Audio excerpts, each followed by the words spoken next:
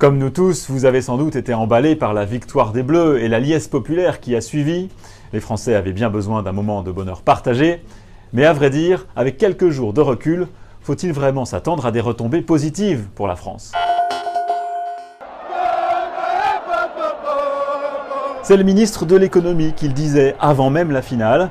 La croissance française va profiter de la victoire à la Coupe du Monde de foot.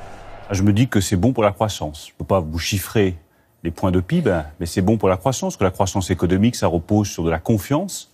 Et une victoire en Coupe du Monde, ça donne de la confiance en soi aux Français.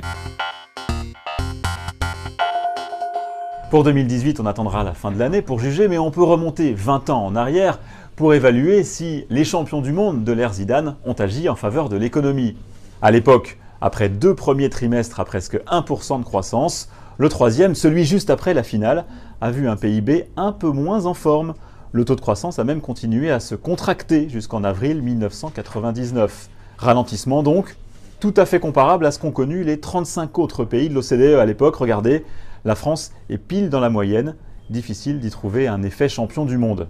Pour prendre un exemple plus récent, la victoire de l'Espagne en 2010 n'a pas empêché le pays de sombrer dans une lourde récession.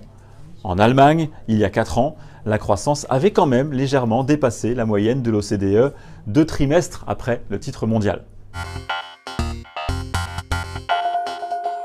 Oui, au moins un autre effet mesuré immédiatement, celui de l'optimisme des Français.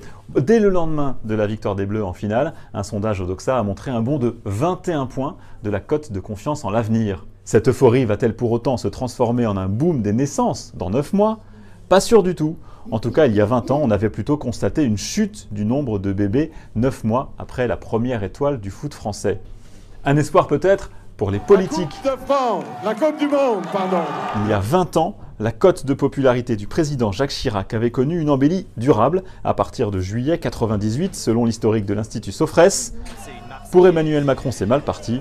Le baromètre réalisé le 16 juillet par Odoxa pour France Info affiche même une baisse. Merci d'avoir mouillé le maillot!